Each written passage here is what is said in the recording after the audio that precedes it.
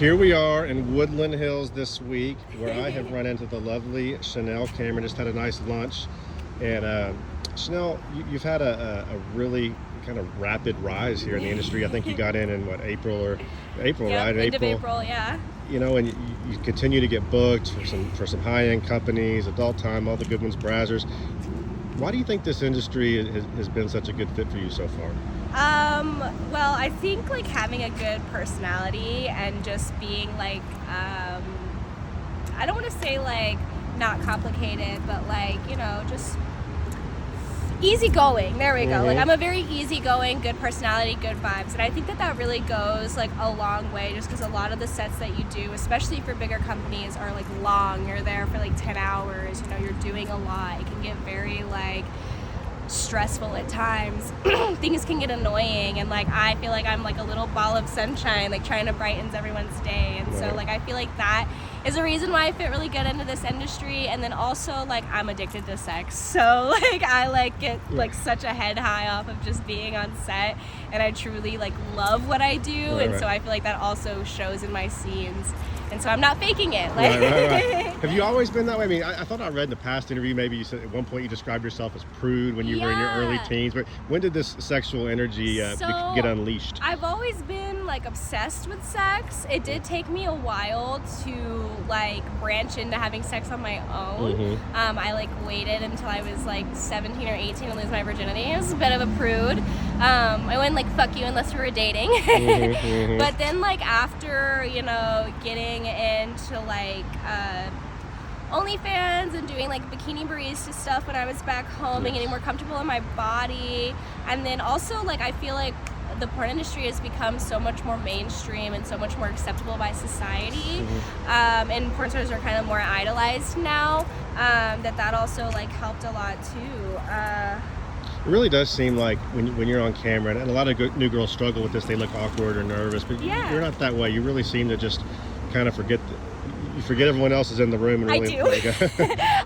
I tell like the crew, I'm always like, you better be bobbing and weaving, because like when I get in there, like I'm so obsessed with what I'm doing and I'm having so much fun with what I'm doing, I forget like what's going on the outside, and I just completely become immersed in what I'm doing, which I think is also why it gives such a good natural look.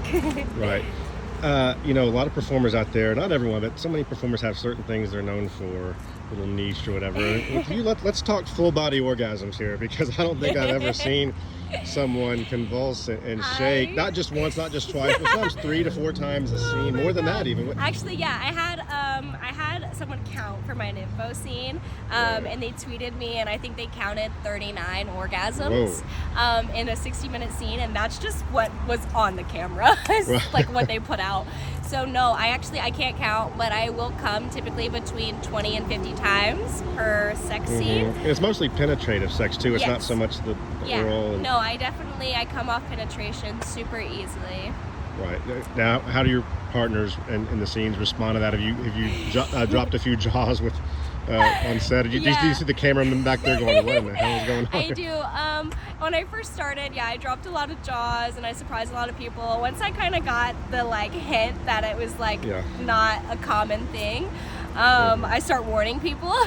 Also because I'm like, just so you know, like I'm gonna shake, my legs are like, I'm gonna like, you know, I don't want to like accidentally kick someone. I've almost kicked people in the balls. I've headbutted a few cameras and mics, so you really got to be watching out for me when I'm in there. But yeah, no, I didn't realize that it was like such a rare thing, and it's something I've experienced my whole life. That's awesome. Let's away from set a little slice of life stuff here. You know, you grew up in Florida, but at age 13, or I believe it was, you moved to Alaska. And now everyone wants to ask you about being from Alaska, because that's a pretty rare thing. You know, I think some people think Alaska's all about igloos and Eskimos, polar bears and Sarah Palin. But what was your life like up there? Really, it's just a very like rural hippie style area, you know. We do a lot of festivals. It does get hot in the summer. We have 24-hour daylight in the summer, 24-hour darkness in the winter. But like it's very homey, mom and pop, small town. I mean, it's a big state, but there's not a big population. So you pretty much know everyone. I went to a small high school. I prefer it though, you know? It's more genuine. And you were a barista Yeah. at a coffee shop in a bikini. In the winter. And not only winter, but -30 is what. How does that work? You got to change once you get inside, right? You don't like run from your car to the coffee shop. So I would always take a robe. I mean, I'd come in like my sweatpants with like my bikini or my lingerie underneath, but I would always bring a robe so that when I didn't have customers, I could be like bundled up. Because our thing was we kept the windows open so that you could interact with them and get more tips. And like all we had was space heaters, and like those little space heaters don't heat up the space that well. I remember I used to get like little burn marks on my butt cheeks from being so close to the heater while I was like doing stuff. But it really like I probably didn't get pretty numb to the cold until I did that job. Like being naked in the cold makes you pretty numb to the cold, and so you get to a point where it doesn't bother you anymore.